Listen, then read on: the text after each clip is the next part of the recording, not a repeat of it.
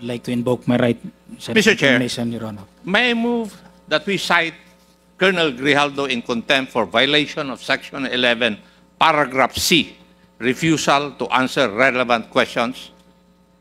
So move, Mr. Chair. Second. There is a motion to cite in contempt Colonel Grijaldo for violating Section 11, Paragraph C of our Rules of Procedure governing inquiries in aid of legislation, and it was duly seconded. Are there any objections? Hearing none, the motion is approved. You are again cited in contempt.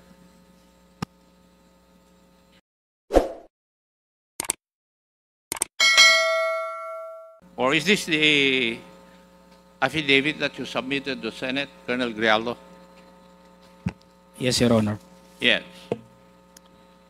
And in your answer to the Honorable D.S. Suarez a while ago, you stated under oath that you stand by the truthfulness of your statements here in this affidavit. Tama po? Yes, Your Honor. Yes. And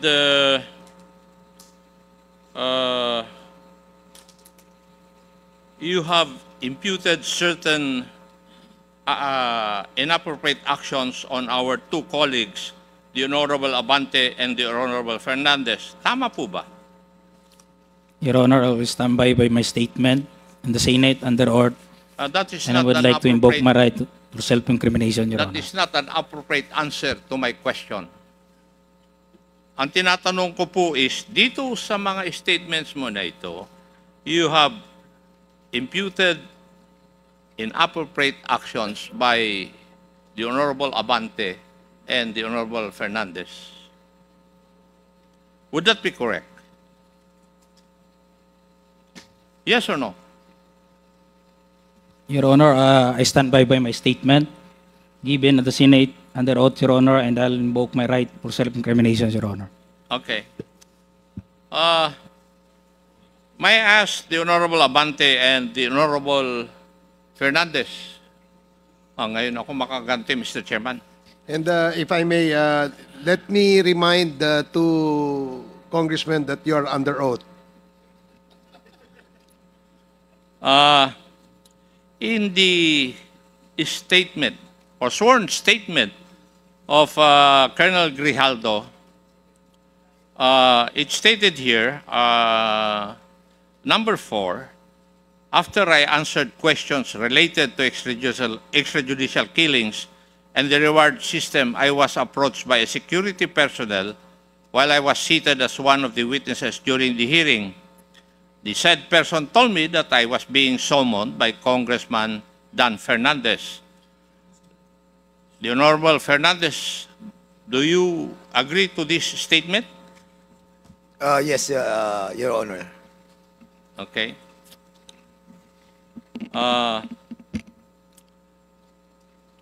When I entered the room, I saw the two lawyers of Police Colonel Garma standing inside the room.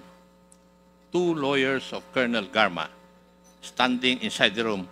One of the lawyers approached me, then asked me what we were going to talk about. I said that I do not know.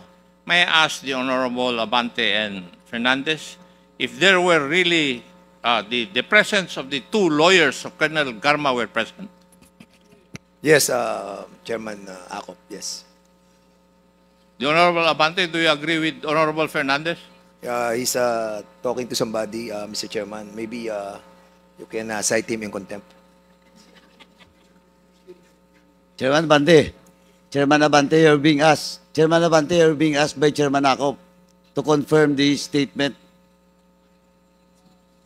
Do you agree with the statement of Colonel Guerrero that there were two lawyers of Attorney Garma present when you talked with Colonel Grijaldo in a room? Yes, yes, Your Honor. There were two lawyers present. Thank you, Your Honor.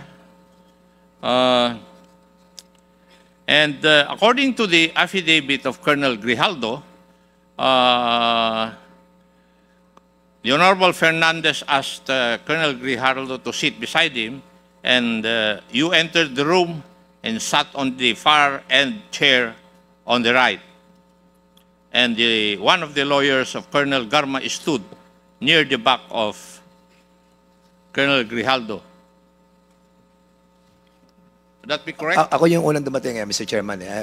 If I remember it right, nung dumating po ako, nakaupo na po siya. Okay. So, nakaupo na siya. Yes, Your Honor. Okay. The Honorable Abante? Yes, it was a small room, no? Doon lang sa corner na yan.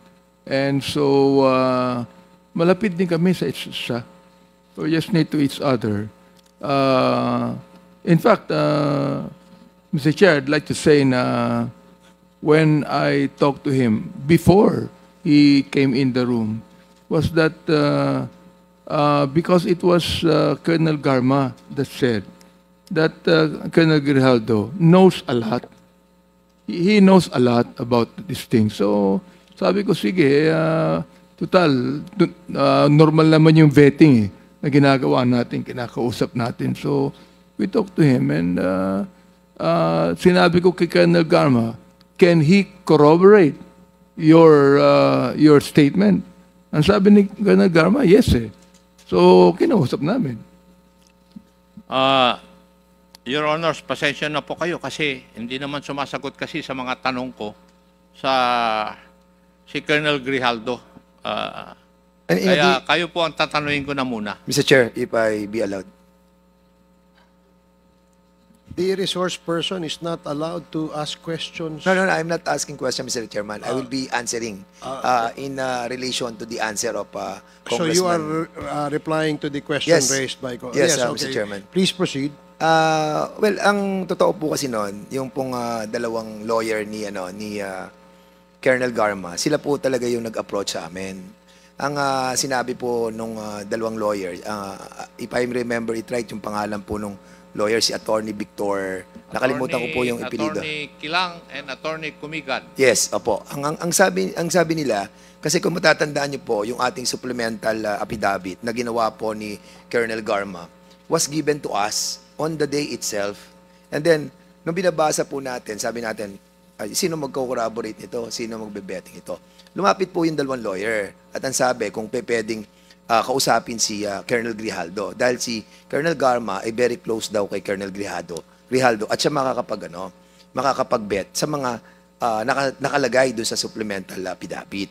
So, ang sabi ko naman kay Attorney Victor, tama-tama, andyan si Grijaldo, andyan sa likod. Bakit hindi natin siya imbitahan doon sa room doon, sa may kainan, para nang sa ganon ay makausap natin kung patotohanan niya yung sinabi ni Colonel Garma na magkaibigan sila at ibebet niya yung mga nakasulat doon. So, basically, hindi naman po siya ganun kalaking issue. As a matter of fact, Mr. Chairman, hindi nga tayo ang nag-initiate eh. Sila pa yung nag-initiate sa atin na kausapin si Colonel Grijaldo, which I did together with nagkataon po kami ni Chairman Abante during that time. Magkalapit kami doon. Sabi ko, pare, sumama ka na sa akin. Kaya sa sumunod.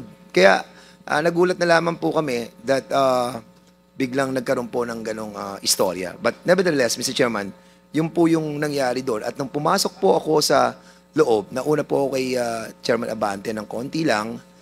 And then, sinabi ko sa kanya, Colonel Grijaldo, ito yung mga nakasulat dito sa affidavit.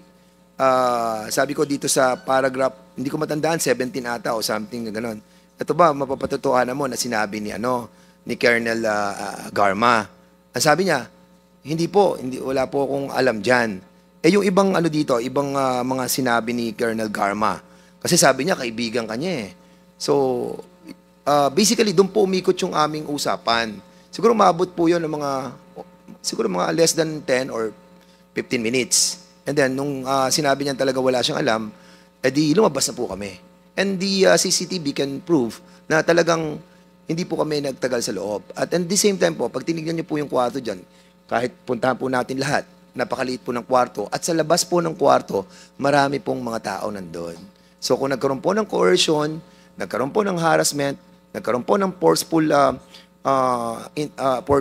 reports galing po sa amin, I think malalaman po ng mga taong nandyan. And even the CCTV, nung lumabas po siya dyan sa ng pintuan niyan, makikita po natin na yung itsura niya, hindi naman po siya mukhang naka-coerce. Mukhang masayang-masaya pa nga po siya.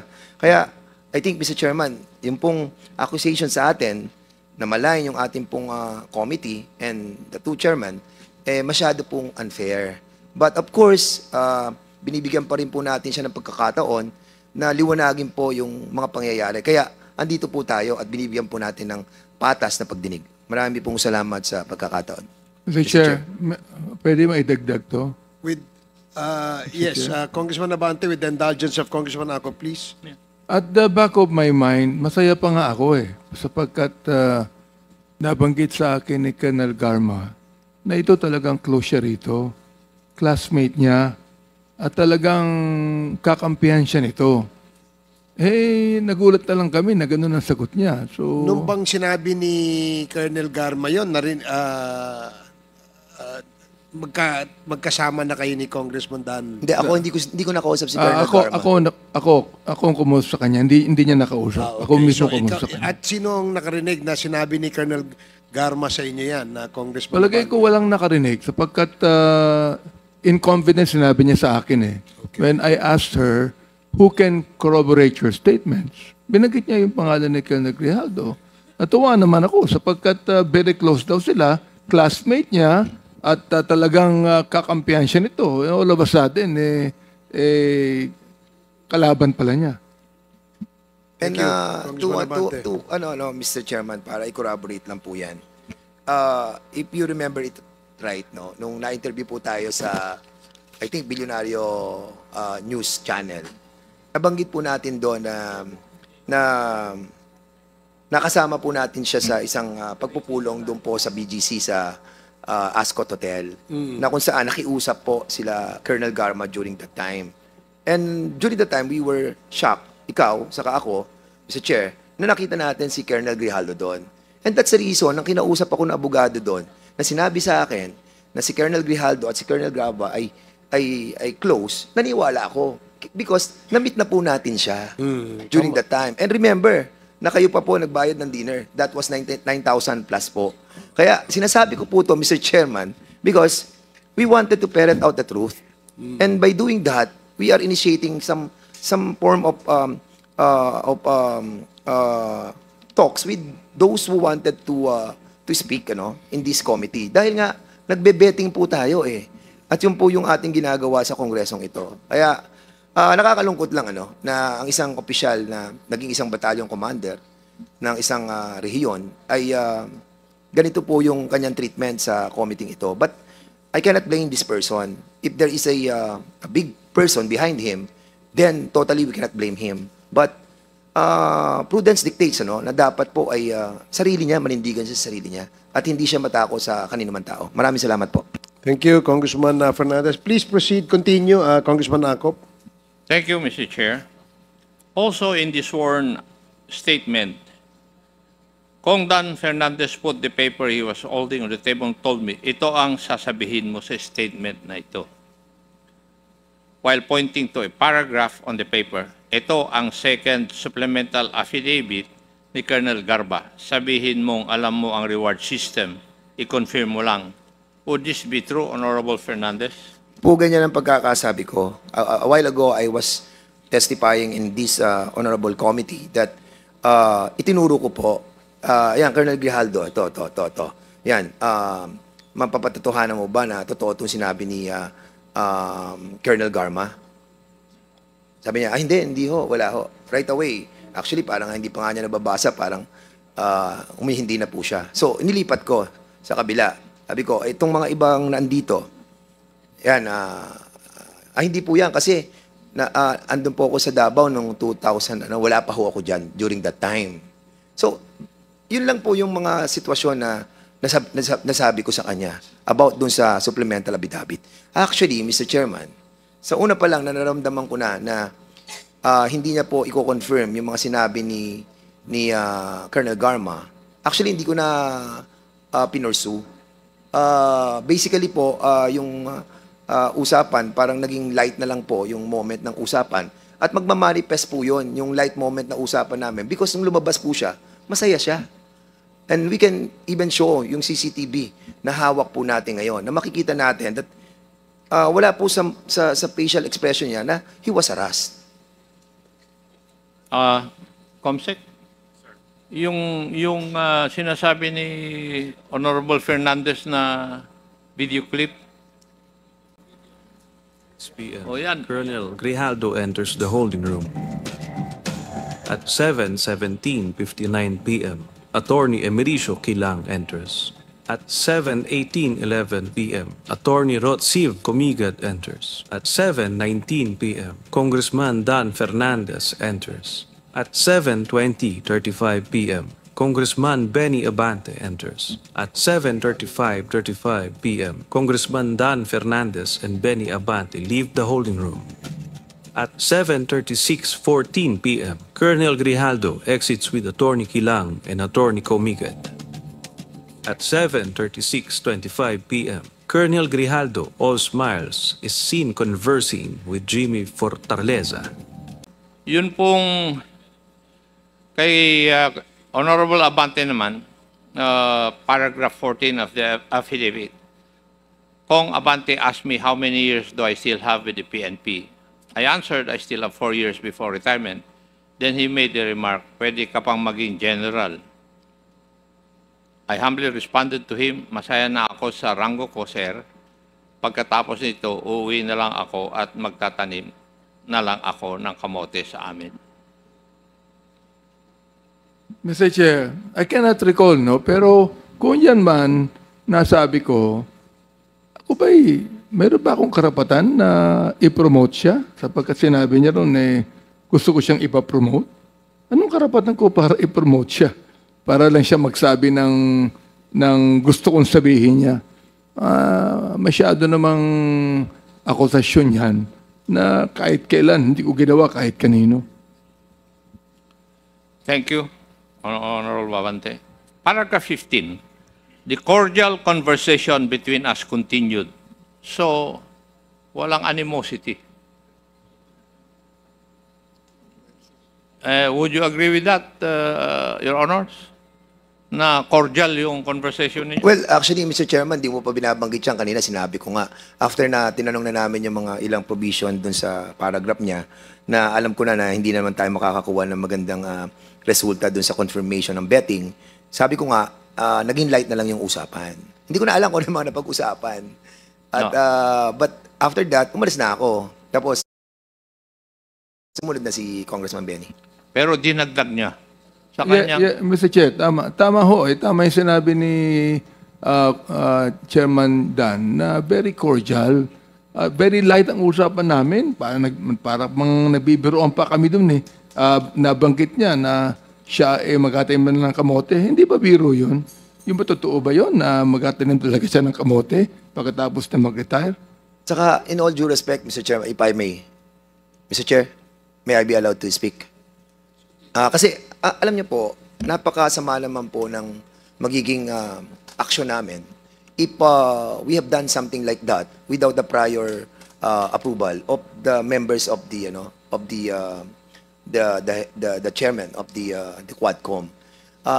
Never na ginawa po ng bawat isa sa atin yan na meron po tayong gagawing betting ay hindi nalalaman po ng ating pong mga kasamahan.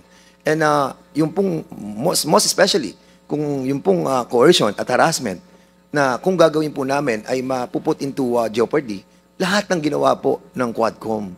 And hindi naman po kami ganun ka-bobo para gawin yung bagay na yon na alam namin na magkakaroon ng bad repercussion kung sakali na hindi mag-a-agree po si Colonel Grijaldo. And well, ako kasi medyo basically nasaktan po ako doon kasi nga I was expecting that Colonel Garma through sa mga lawyers niya na binanggit na hindi, si Colonel Grijaldo was my parang kasakasamahan na niya before and they were very close. And yung expectation mo na sasabihin niya doon na kino-confirm niya, then suddenly nawala. Kaya po ako medyo na-disappoint during that time. But of course, kasama yun, marami na tayong ganyang kausap na talagang afterwards hindi naman talaga na-confirm. But yun na nga, nagpapasalamat po ako sa committee na to na nabigyan po tayo ng pagkakataon para liwanagin tong issue na talagang nahirapan po tayo dahil sa hindi po pag-attend ni Colonel Grijaldo. Mr. Chair, sa totoo lang, kung siya nasaktan, si Congressman Dan Fernandez, ako naman na-offend. Sapagkat sa katotohanan lang, nasa mukha ba namin na magko-coerce? Nasa mukha niya. Nasa mukha ba ni Congressman Fernandez na mag-coerce? Ako, nasa mukha ko ba mag-coerce? Tignan niyo nga po yung mukha niya. O, compare po sa mukha namin. And the next statement is that I felt that they wanted to convince me to do what they wanted me to do. So it was the feeling of Colonel Grijaldo na kinukumbinsi niyo siya na gawin yung gusto niyong ipagawa. That was his feeling. The intention may not be that. Hindi po ba tama, Colonel Grijaldo? I-invoke mo na naman yung right mo. Tama ba yung state mo? I felt that they wanted to convince me to do what they wanted me to do. I stand by my statement, Your Honor. Sagutin mo yung tanong ko. I would like to invoke my right Mr. Chair. Your Honor. May I move that we cite Colonel Grijaldo in contempt for violation of Section 11, Paragraph C, refusal to answer relevant questions? So move, Mr. Chair. Second. There is a motion to cite in contempt Colonel Grijaldo for violating Section 11, Paragraph C of our Rules of Procedure Governing Inquiries in Aid of Legislation, and it was duly seconded. Are there any objections? Hearing none, the motion is approved. You are again cited in contempt. Mr. Chairman, Is Congress done with this interpellation? Mr. Chair, my motion needs another motion from any member of this committee because we have to determine where or what is the duration of his penalty and where he would be incarcerated. Mr. Chair. Is there any motion? Mr. Chairman, Congressman Paduano. while the rules of the House now with regards to Section 11, citing a resource person in contempt, the detention, no? The place of detention lies with the, of course, the chairman of this honorable committee. May I respectfully move, Mr. Chairman, that we will transfer, in this contempt order, I move that we will detain Colonel Grijaldo at para malapit-lapit lang sa batasan at Station 6, Mr. Chairman. So move, Mr. Chairman. Are you referring to Station 6 of the Quezon City, Mr. Chairman. Dito lang yan sa batasan. Okay, So move, Mr. Chairman. there is a motion to detain, transfer the detention of Colonel Grijaldo to Station 6 of the Quezon City, Police Station. Are there any second? Second. Duly seconded. Any objections? Hearing none, the motion is approved. Comsec, please coordinate with our Sergeant-at-Arms and inform the said office that Colonel Grijaldo will be transferred to Station 6 of Quezon City and serve his detention in that facility. Mr. Chair, Congressman Akop, since I cannot get intelligent answers from our resource person, may I just make a manifestation? The reason why I asked Attorney Conti about the canons of legal ethics that we have in our possession a joint statement from the law office of Attorney Emerito B. Kilang from the Humigad Law Offices. And in this joint statement of the two lawyers, they debunk all the claims of Colonel Grijaldo. And lawyers are supposed to observe the canons of legal ethics, as I have stated in my interpellation of Attorney Conti. And that is the reason why I asked Attorney Conti about the canons of legal ethics. So, it is the word of Colonel Grijaldo alone versus the words of two honorable congressmen and attested to by two lawyers, the lawyers of one of our resource persons, Attorney Garma. The other manifestation I want to make, Mr. Chair, is that in 4 instances where we invited Colonel Grijaldo, he has refused to attend. Ang timing po niya ng pagka-confine niya, every time na meron tayong hearing, if you look at the calendar of events. Kaya sinasadyan niya na magpa-confine para hindi siya maka-attend ng hearing. Marami pong salamat, Mr. Chair. Sir Chair. Thank you.